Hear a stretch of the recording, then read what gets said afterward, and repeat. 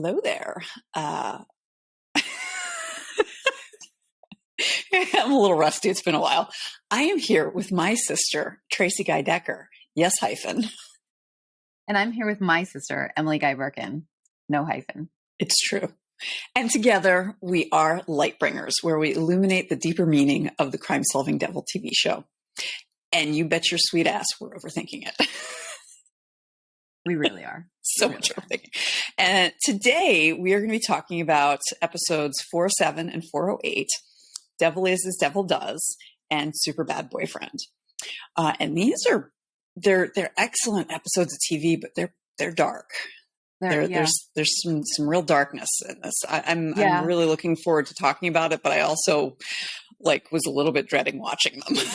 Although in some ways, I mean, as you have pointed out multiple times, when Lucifer hates himself, when he's your favorite Lucifer is the devastated Lucifer. And so the self-loathing in these two episodes, there's a lot of pathos there. It's not Lucifer is not the reason why I feel that way. It's actually Amenadiel. And it's the actual finally reckoning with the racism in the LAPD, and the real meaning of raising a Black boy in America in the 21st century. Yeah. Is why I think systemic oppression. Yeah. When he I mean, not to jump into the second episode, but I watched them this morning before we got on, and I found myself thinking, if a parent of a Black child, boy or girl, had an option to raise their child somewhere other than here, of course it would be tempting to do so. And, there's the very in your face issue that he sees with Caleb being pushed to the ground and violently arrested when he was not in any way posing, resisting arrest or posing problem, anything. But then there's the smaller things I have been reading a little bit about, and smaller is, it's hard to say. It's not as in your face, of the types of microaggressions and issues that people of color face just navigating the world, and how exhausting that is. And the amount of stress that puts on it literally shortens people's lives. Exactly. It literally shortens their lives. Yes. Mm-hmm. So, and watching that episode, for one thing, now my kids are not Caleb's age, but my eldest just turned 12. And he really likes to tease me, because there was one time where he was just like, oh, and then when I go to high school and then college, I was like, oh my God, don't say that on my heart. And so he likes to tease me by saying that. But I'm starting to see glimmers of the teenager he will be. And so for the first time since I first watched this, I can see what it's like to parent a teenager in a way that I hadn't before, and how terrifying that has to be for parents of particularly Black boys. But and any teenager who is from a marginalized community, and recognizing how violent the world can be towards them. I was crying through that whole episode, particularly because I knew it was coming, and that there's no good resolution for it. And I was wondering, you had talked about in season 6, they grapple with this issue again, in a even deeper way. And I appreciate that. And you had said that you heard D.B. Woodside give an interview where he talked about, he made a nuisance of himself to the writers to make sure they did that. And I was wondering if he had any input or effect on this episode. On this one? Yeah. I don't know. I do not know the answer. The interview that I saw was specifically about what happens in season 6. Although I think, in my mind, especially because we paired these two episodes together, they needed to swing back, because in Devil Is as Devil Does, the Chloe makes a very clear equivalence between the cops being the good guys, doing it the right way. Yeah. Yeah. And the extrajudicial justice that Lucifer is trying to enact, which I'm not condoning. So don't get me wrong. Like, actually, I'm not saying that's right either. And also, like, the assumption that because it's not extrajudicial, it's therefore right is like fundamentally flawed. Yes. Which they at least acknowledge in Superbad Boyfriend with the story arc of Caleb. And what happens to him. And I mean, and they bring us along. They do acknowledge it, and they bring us along because when Chloe says, I promise we're going to figure out whoever did this. And then Lucifer walks up behind Amenadiel. Amenadiel says, I know who did this. And Lucifer says, I'll drive. Right. And then we see the angel like pummeling the piss out of the murderer of his friend. And we're with him, right? Like, the writers have written it so that we are sympathetic to that extrajudicial punishment.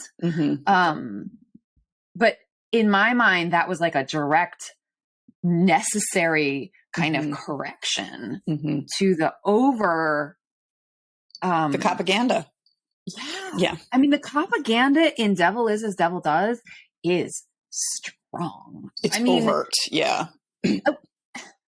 We do have Dan as a corrupt cop covering his tracks for basically a personal vendetta against Lucifer that almost got his own child killed. So it's not like it's not problematized, but it's also not countered. Yes, and the problematizing is very much the propaganda that it's one bad apple. Yeah. So that if Dan were, to find another job, then the LAPD would be just fine. Which is, for one thing, I want to make sure that I say this. The damn expression is one bad apple spoils the bunch. The whole barrel. Yes. Yes. Which is just like, that's the thing that really drives me crazy. Me it's too. Just like, you say, oh, it's one bad apple, whatever, no big deal. I'm like, no, the whole thing is about if there's one bad apple, everything's bad. It spoils the whole barrel because I mean, like, there actually is whatever the physics and biology and like whatever, the rot spreads. Yeah. It doesn't stay contained to the one bad apple as if you could just pick it out and then it's all good. Yeah. There's a food writer named Helen Rosen who I love, who, and I can't remember the specific time because there've been so many, but it was probably about George Floyd's murderer. But at some point she said, I would like to talk about where the one bad apple spoils the entire barrel the idiom comes from. And she went into the science of it. And it was very pointed. And yet at the same time, it was all in her lane. It was all about food. So anyway, so we get to see in Superbad Boyfriend that this is a systemic issue, because even when Dan's like, oh, those hothead cowboys were out of line, which is like, can you say a little stronger than that? And like, I'm gonna file a complaint for excessive force. And like, when Amenadiel's like, and what's gonna happen because of that? Nothing. Absolutely nothing. Because and there is some fairness to the idea that human justice is just as imperfect as humanity, which means that we create our own biases over and over and over again. Yeah. I mean, I think that, there was also the moment when like Amenadiel is like, is it because of the color of my skin or whatever? And Dan is like, how dare you? Which is totally accurate in the way that is exactly how he would react. Yeah. And also like, it's a reasonable question. In the original, at the original air date, I'm not sure how much like pushback or greater questioning that moment received. Watching it now in 2022, I'm like, shoe fits, I did wonder, because I've mentioned that I really like LaToya Ferguson, who's the writer for the AV Club, who does the reviews of Lucifer, and she is Black, and she mentioned about in that scene if there was any aspect of the fact that Dan is Latino, so he is a person of color as well, and has also had to navigate racism and marginalization and things like that. In that, how dare you? And it made me feel like that could have been a stronger, although it wouldn't have made sense character-wise, but could have been a stronger message if it had been Chloe saying, how dare you? Just because that is very much what... Except that it went completely unexamined by either of them. Yeah. So I'm not sure. Yeah. Like, I think it could have been stronger even with Dan if it had actually then received any kind of examination from either of them. Yeah. Right? Like, you know, but anyway, yeah. My cat is purring into the mic again. He also, if you notice, the things were moving a little bit before, he was like rubbing up against the computer. So moving it slightly. I assume that. My apologies for my coworkers. I've got him, and then I've got Sleepy McGee over here. So just it's what it is. Anyway, we're real people. We have pets. We have pets, and they can be assholes. So, just while I'm drinking my coffee, this is really fluff, but I just want to bring down the temperature a little bit. Ella's mug that has a picture of her on it, and then on the bottom, another picture of her. Another picture of her, and I was just like, where does one find the company that does that? Because I want a mug that I can put something on the bottom of too. Yeah, that was. I'm also funny. wearing my new Very Ellis shirt, so. You know, I was just like, in honor of this, I was like, I'll wear my new unicorn 80s style shirt. So in any case, let's talk about Jacob Tiernan, the father of the human trafficker piece of crap. And also, what the heck's going on with his office? This is the weirdest. And like what he gets interrupted doing is like dusting the model of a ship with containers. Like, couldn't you have had him? Yeah, what a weird thing. Like, he's a CEO. Like, doesn't he? He was like, wiping. It's so weird. So weird. Which I'm just like, I mean, I guess I don't know. I guess when you have that much money, you don't have to worry about your appearance. But like, he was like total like Bernie Sanders hair and like crazy eyebrows and like, I don't know. He didn't read as like, I mean, I guess he was meant to be like eccentric billionaire kind of a look, but he just read as like, well, he had been married to like a nudist hippie. I mean, so. Oh, right. Right. You know, they were no longer together, but like clearly. Well, and she was deceased. Yes. Yeah. So, and I thought I remembered that they were divorced. Because otherwise he would if they had been together when she died, unless she specifically left it to Julian. Right. It would have gone to him, but he had taken her maiden name. They were definitely, that Julian had taken her maiden name. Yeah. I definitely think that they were no longer together at her passing. Anyway. Yeah. Okay. So let's talk about Jacob Tiernan. Yeah. So, it's thinking about like, Lucifer's motivation. So he let McCaffrey go, because he didn't want to be a monster. And McCaffrey shot, Rookie Joan. So he went and like broke his back and enjoyed it. And then this other guy who is at least innocent of having broken his back. It sounds like he's a like drug dealer and, you know, not a great person, but still did not break Julian McCaffrey's back, is tortured and murdered in retaliation. And so then, and it feels like this is the beginning of a downward spiral. Cause he goes like, I did that and now someone else is dead. And it's I remember I have a friend who writes, who's a crime novelist, and he said that in his view, noir is when a character makes a bad decision and then keeps making worse decisions trying to fix the first bad decision. And that's what this feels like it could have become.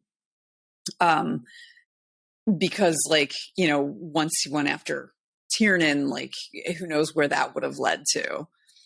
But at the same time, every single thing that he does is also very relatable and not justifiable, but like something you could see a person doing because they want to do the right thing. You know, it feels like he's trying to do the right thing. What's interesting is the tension that, I mean, especially with inherent in the propaganda and the brokenness of the human justice system is, or at least the American one. Like you're reminding me that in the previous episode, when he lets Julian go, he has him and he's like pushing his face into like a belt sander or something. Like, I don't know why that's there, but whatever it is, like and then he says to him as he lets him go, I'll let the police deal with you. Like basically I'll let the humans do their human thing. Which I'm just right now tracking sort of the pendulum of that working and not working, you know, like, 'cause that's why he let Julian go. Then Joan dies. Then Dan is pissed as heck. And, that Joan has died. And then he like the whole, I don't know, there's just something, I think even then the writers were holding in some tension with their vehicle, their propaganda vehicle, that they didn't quite know how to fully resolve. But I do think that it is an interesting kind of especially in terms of the arc of this beginning of this season, and particularly these two episodes of Lucifer coming to face his own self-loathing, and sort of trying to figure out who he is, and being afraid of who he is. I think it's really interesting, that push and pull of punishing human versus human justice versus, you know, like all of that kind of back and forth. And in relation to these two women, I mean, they were real clear about the angel and devil on your shoulder in Tiernan's office with the angel and the devil on his shoulders. Well, and they're even wearing, I know Eve was wearing red. Was Chloe wearing blue? Red. Chloe's wearing like horizontal stripe and like a blazer. Okay. So that she wasn't like in a white dress or something. Yeah. Been, you know, even more so, but regardless, it was clear. Don't do it. Don't, you know, like even like the words they were using. Yeah. In the super ego, duking it out. Yeah. Yeah. So, one thing that I think is interesting in this, a moment in there, when Chloe goes to Ella, and this is after Lucifer has admitted to Chloe that he broke Julian's back. And actually, I do want to give Lauren German a shout out for her acting in that scene, because the reaction was actually, I felt like really well done, where she's like holding back tears because she's so horrified. And like I really appreciated that. But anyway, so Chloe's kind of like, how do I deal with this? I don't understand this. So when she asked Ella, you know, like, well, you're religious, so, you know, like what's, if there's justice after death, then why are we bothering? And I love both of Ella's responses. One is that, like, you know, when I believed in God, I believed that I was doing the right thing to help bring about goodness and justice, and you know, they don't have tikkun olam in Catholicism, but, you know, I assume there's similar ideas. And now I'm like, we're all we got, so gotta do it. And I really appreciated both of those, because it's like there is a little bit of room for understanding that there is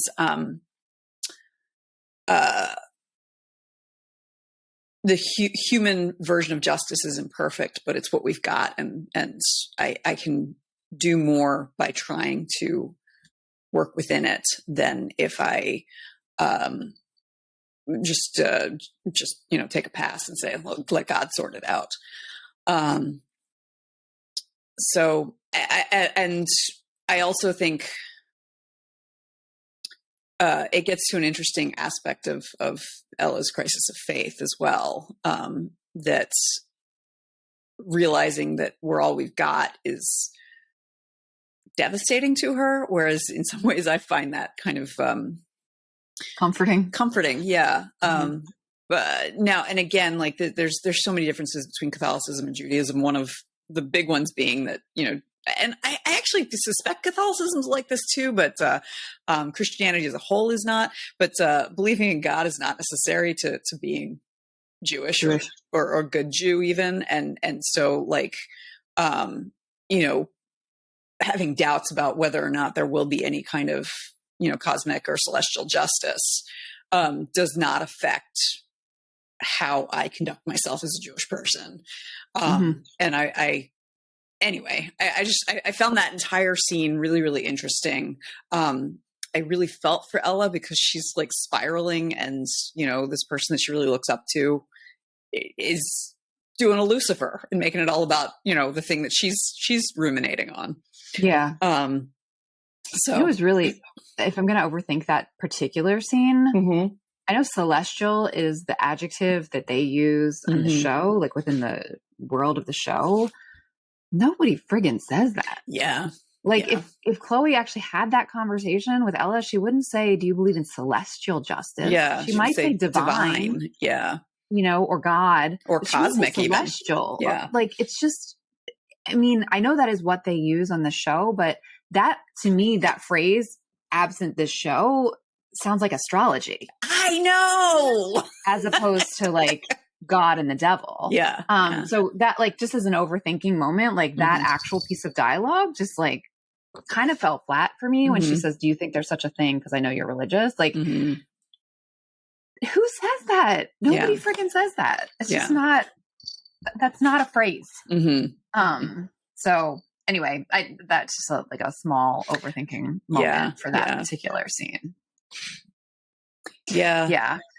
I think one thing I will note that on rewatch that I don't think I picked up on it initially, but on rewatch, because I know what's coming, like in the very beginning of, I think it's Devil as Devil Does. Oh, I don't know. In the very beginning of one of these episodes, Chloe gets a call and she gets angry, like, "No, I will not accept the call." And it's from Father, whatever his name is, Kinley. But I almost said McTavish because that's the actor's last name. That's not it. I was like, Father McTavish. No, that doesn't sound right. We don't know that. And it's like such a weird moment. She's like, nothing. And then like, it comes back and like, that is what happened. Like that, they make that clear that that's the connection. Like, stop calling me or stop asking to speak with me. But in first watch, like, I just kind of forgot.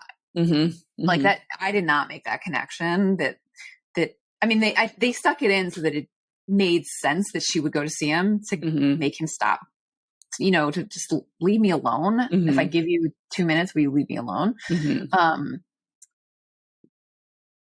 But in first watch, it was just, was missed on me, lost on me. That's the phrase I'm looking for. And it's funny too, because we talked about that prophecy when we talked about the first 2 episodes, and you were like, "I don't know, it's just like not that interesting. Like, it's all flowery." And they repeat it over and over again in these 2 episodes, which is pretty funny. Yeah. I also think one of the things in terms of storytelling, in terms of TV, constructing TV shows, that I think our showrunners did really, really well is the conversation, the cutscenes between Amenaziel and Remy and Linda. And and they have that like scary music in the background while Linda's walking. And you're like, "Oh no, Remy's gonna take Linda," or something. And like It's nothing. Like they didn't, but the way they sort of built the tension so that you thought you knew what was going to happen, and then that didn't happen was really interesting and satisfying. I love that subversion. That tension release and that, that expectation subversion was, I found that very well done. So we don't get to see Trixie much in the season, but we do see her in Devil Is as Devil Does. It's the first time she's seen the penthouse, which I'm seeing it this time. I was just like, wow, is that really the first time she's been to the penthouse? Like, it must be. I mean, she's been to Lux before. But she's been to Lux before. But then again, I'm like, you're not going to let a 10-year-old wander around Lux. Or Lucifer's penthouse. Yeah, no, totally fair. So, and like, she does have, like the kind of reaction like, wow, you have stairs up to your bedroom like a princess? Like a princess. Like, look, there's a hot tub on the roof. What? Hot tub on the balcony. On the balcony. So, I really, I appreciated that scene. Now, like, story construction wise, that was all about, raising the stakes for what Dan had done and all of that. And also, kind of uniting Eve and Chloe in a way that they were not. But it also, I felt like it was very much in character with everyone, because with the exception of, I don't know that Chloe would make that phone call in front of Trixie. Right. So I think that would have been better if she had like walked in on her, like saying it instead of, but whatever, 45-minute show. Give it to him. But that Trixie would immediately be like, ears perked up, what's going on with Lucifer, that she would remind her mom, like, when someone's going through stuff is when they need a friend most, that she would sneak out because she's done that before. That's who she is. That she would like want to know what the hell is this woman all in red doing, and question her. And then also that Eve is still able to win her over. And she's sitting there like this. And it was the like, what do you do for work? I don't. I just get to be me. And she's like, well, that's cool. Actually pretty great. That's pretty great. And then I like the other aspect of that scene that I really appreciate is the fact that the second Eve sees that these are dangerous men coming in, she grabs Trixie's hand and puts her behind her, even though there's literally nothing she can do other than be a human shield. Yeah. Yeah. And find, gets her to safety once Lucifer starts doing his glass crashing stuff. I also appreciate the complexity of all of this for Dan's story arc in this season, in these 2 episodes. Like, he's actually, he is quite a good detective. When talking to Ella and she's like, well, it's already been cleaned. And then he's like, oh, I paid off the cleaning company and got the trash. Like, okay, that's going to be something. Like, and because he's doing this extra judicially, he doesn't need anything more than the fact that it's Lucifer's brand, because he knows he's looking for evidence of what he already knows to be true. But because he was not working with Chloe, didn't know how dangerous Tiernan was. So anyway, all of that I found really, really interesting. And character driven again, because like he is an intelligent and diligent detective, and he's also corrupt. He takes shortcuts. And so he was doing that, and he very immediately saw how that shortcut could have like destroyed the thing he loves best in the world. Yeah. And then goes out seeking to be punished himself. Yes. After sleeping with Ella. I also want to say, I really appreciate, and I don't watch like a lot of hour-long dramas. Like I'm thinking like Grey's Anatomy, I've never seen, those sorts of things. But I feel like in other shows, you have 2 characters get together like that, even if it's just like, we're just comforting each other because we're both going through some shit right now. that there wouldn't be something lingering. And I feel like I like that this show was just like, yeah, this is a one-time thing that like was just because these two were going through some stuff, and that's going to be it. Rather than like, maybe there's some shippers out there, we can give them a little bone, you know? Because I imagine there could be. Bone. Yeah. I'm sure Dan would object to that. Oh, I didn't even think of that.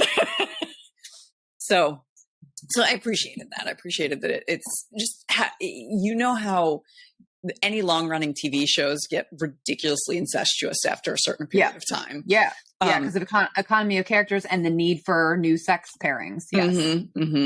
And I'm not going to say that this show doesn't do that, because I mean, that I think this pairing is a little bit of that, but I think it also was meant to show just how like lost each of them is. They both are. And that actually, this is the kind of thing that makes sense when you are feeling that kind of overwhelm.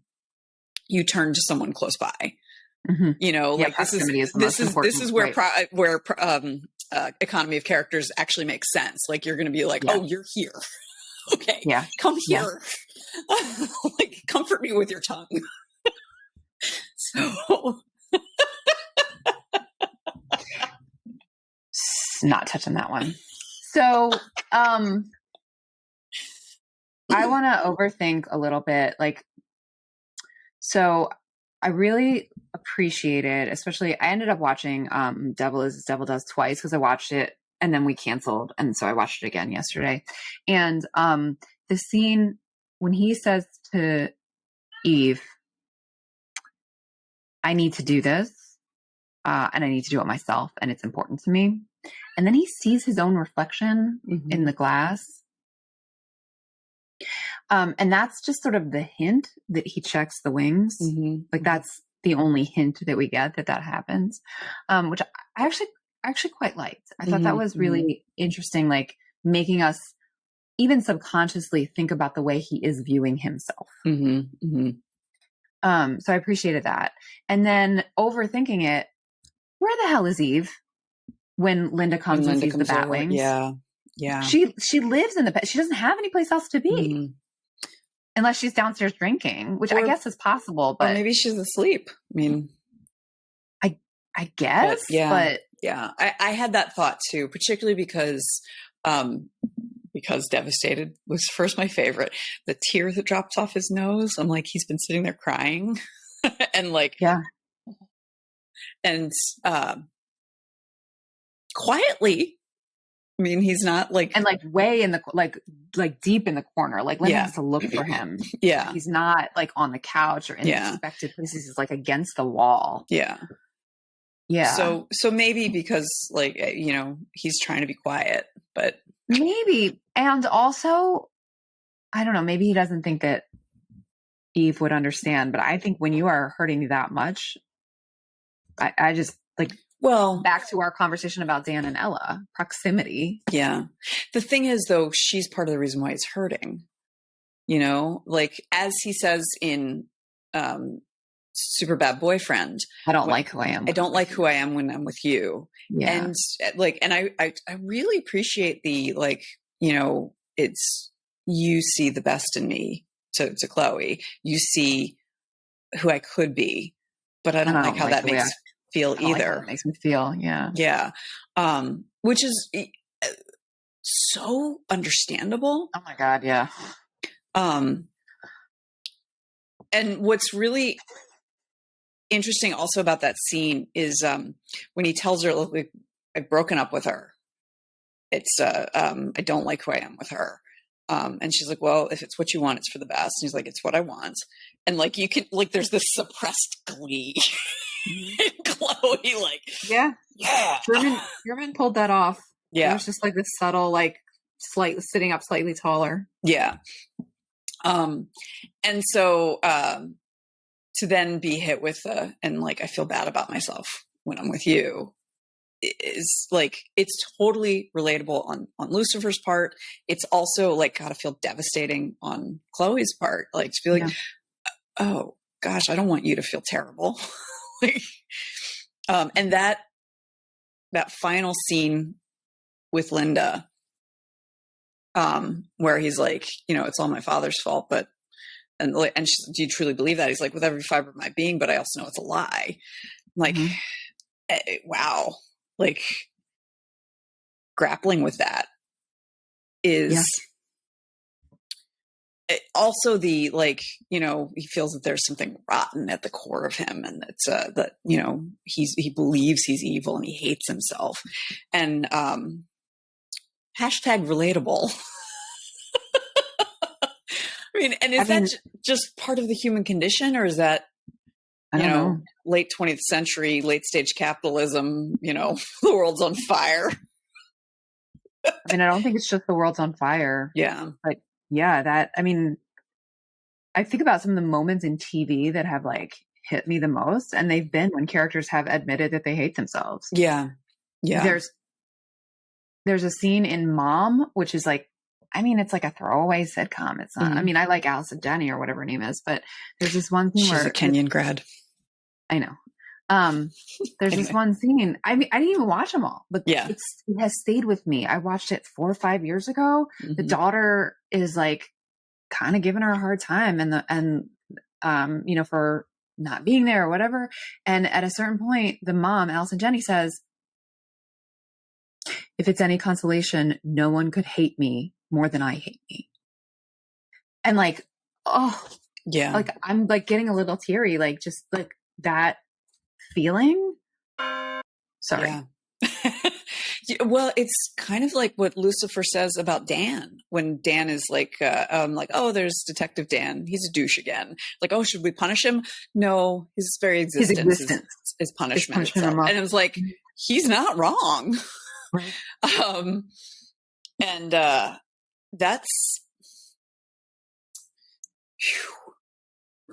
it's particularly when I'm thinking when Dan is trying to goad Maze into punishing him, hurting him, and when he's like, well, for one thing, when he says like, you should have seen how I played Ella, I'm like, yeah, no, that's not what happened, Dan. Like you did something that got her uncomfortable, and she exited stage left as quickly as possible because she was uncomfortable. You did not play her.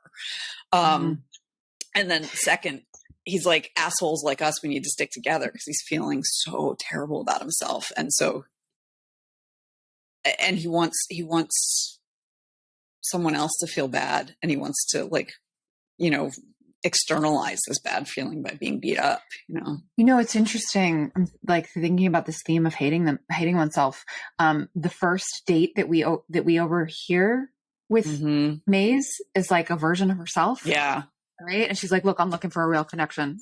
And the woman's like, whatever I'm in. You're too clingy. This will never work. Like that, like facing yourself and being like, I don't want that. I mean, I think that it was there for like laugh, for chuckle factor, but actually there's something really deep and related to all of the other things, in that. Yeah. Yeah, definitely. Well, and it kind of helps explain why Maze is so drawn to Eve, because she seems to she brings out the essence of a person, whoever she's, and so she like brings out the essence of Maze in a way that she feels comfortable with. In a way that Maze feels comfortable? Yes, in a way that Maze feels comfortable with. Yeah. So like she, they're role playing, like, okay, pretend we're on a date. And she's like, oh, this is so hard. How do I do this? How do I do that? And, it's still difficult, but she finds it easier with Eve, to the point where, the handsome guy with the flowers, who's her 22nd date, she blows him off. It's like, and I feel like that is fitting for the characterization they have of Eve, particularly when they talk about how she met every new soul coming through the pearly gates to find out about what their life was like. And she's interested in other people, without putting her own well, no, that's not true. Like, cause she puts her own interpretation on Lucifer, but she is deeply interested in what other people are like. And even like when Trixie asks her, what's your favorite color? Red. What's yours? I'm the one asking you questions, lady. But the fact that she immediately is just like, tell me yours. I want to know about you. Yeah. All right. I am looking at the time and realizing we've been talking for a long minute now. We have. So unless you have some final like overthinking moments, perhaps we should transition to fluff. No, I don't think that I do. Oh, I do. Amenadiel giving Caleb his necklace, which we will see come back into a story later. But I just kind of want to take a moment to appreciate that scene, which was when I started sobbing while watching this. Just because, I mean, the kid looks so young. Yeah, he is. I mean, he's 16 maybe, and I'm sure the actor's probably 19 or 20, but no, whatever. But the character is meant to be about 16. Tops. Yeah. Yeah. He's a kid, and that Amenadiel says about the necklace, and again, this is very good writing, like when Tahir, the drug dealer, asks for it as collateral. He's like, this is priceless. My father gave it to me. Making it sound like it's not anything he would ever give up. Right. And he does. Right. And then there's the brief moment where he looks up and gives us as the audience the reassurance that Caleb is in heaven, which like I'm of two minds about, because it's on the one hand, I'm like, I don't like the idea of heaven when you're talking about children dying, because then you can have people, well, at least they got a happy ending. Like at least things are better now. And it's just like they're in a better place. And like that can be a type of comfort, but it can also be a cop out. It's interesting that you read it that way. That is not how I read it. I see that reading and I hear it. I agree with you. That definitely could be an intention or a fair interpretation. I saw it more as looking at his father. Like, how could you let this happen? Like, especially since the necklace is tied to God. And just like, and so by giving the necklace to, well, I mean, giving, the child is dead, but by placing the necklace on the body, there is a continuation of the fatherly relationship, since the necklace came from Amenadiel's father, i.e. God. Yeah. But then I saw that look up toward the ceiling as like, how could you? How could you let this happen? How could you let this get it this bad? I think that your reading is a fair one, but it was not my initial reading of that moment. I appreciate your reading of it, because that I find that easier to. I want to be angry about a child's death. Well, and Amenadiel is. I don't think that he's not. It's just they've lost their way, and I can't raise a child here. But that sort of like I think in combination is part of why I read it that way. They've lost their way, but there's also like how could you let them lose their way like this? At least that's the way I read the upturned eyes. And just as this is actually a little fluff from that scene, like the kid, the body's still wearing what he was killed in, like in the morgue. Like we know he has parents because Amenadiel spoke to them. He's not going to be buried in that. Like what? I like if for overthinking, he wouldn't be in an open drawer with nobody around either. Well, I mean, that one I just assumed like Amenadiel knows people, so they like opened it for him, and then they stepped away to give him some time. Okay. I midrashed that. Fair. But the like, so I guess if I'm going to midrash that, I can midrash like he said to the parents, because he's spoken to them. It would mean a lot to me if you would allow Caleb to be buried in the necklace. I think that that's perfectly reasonable. Like, and considering what he has done for Caleb, and I can see parents may or may not. I mean, I guess they do know some of it because he spoke with them while he was in jail. And yes. So This is gonna be a long episode. We're It's a already long one. we need to learn to be like more concise. So how does more concise and overthinking it go together? This is like, I've recently have a new client who they are giving me 250 word assignments, and I'm like, I cannot do that. That's just like 2 tweets. I know. And like, I really appreciate it. It's a great assignment. It's for AARP. I'm writing for AARP, which is really exciting to me. I'm an old, but I'm older than you are. 250 words is just like it's like the garnish on a steak. I mean, like, I can't get to the steak. It's not even the gristle or it's the garnish. It's really hard. So Emily's like writing to the client, like, I will do my best to be less verbose in the future when I am writing assignments for you. I mean, like, seriously, I will endeavor. I'm a writer who, like, when one word could do, I find 17. I'm that kind of writer. So, like, this is a challenge for me. Anyway. So, I like, overthinking does not go with brevity. All right. You know, Elduder, you know, if you're not into the whole brevity thing. So, fluff.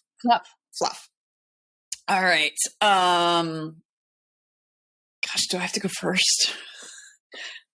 Do you have any fluff? I'm sure we've got fluff. Seeing Tom Ellis as the really bad boyfriend, like wiping the cheese curl dust on his t-shirt. I would have thought that nothing the man could do would make him less attractive, but I was wrong because that was gross.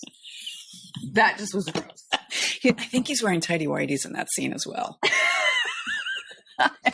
No, I have to watch it again. I was multitasking. I'm not, like, it was one of those, I'm not sure. That was something LaToya Ferguson mentioned, and I was just like, really? And I went back and looked, and there's no way of knowing for sure, but you see a lot of leg, and I think it's quite possible.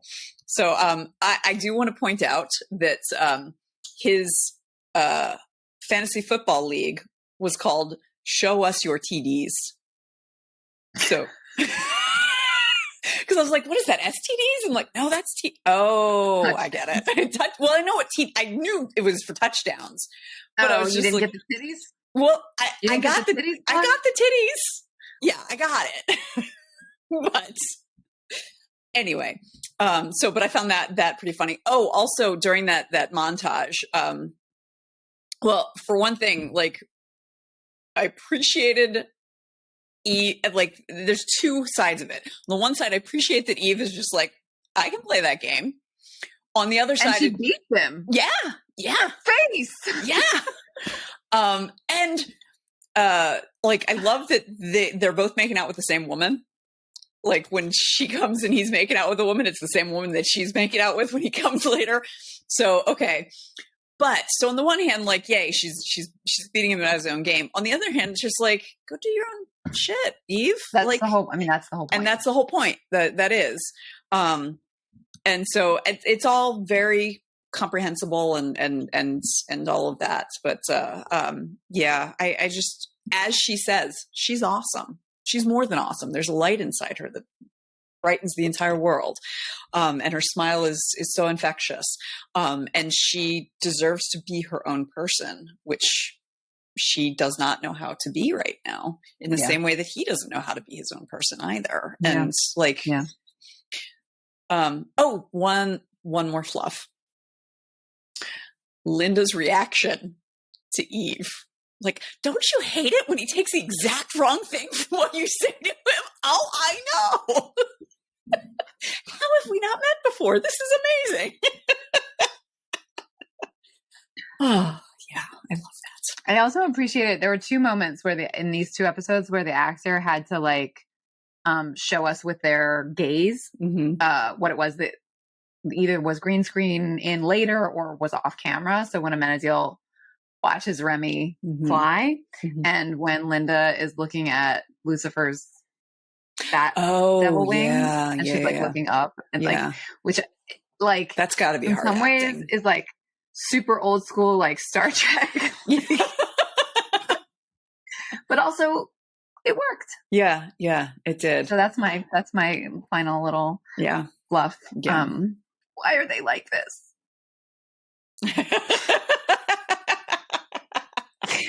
Why are they like this? Oh, sounds See you good. next week. See you next week.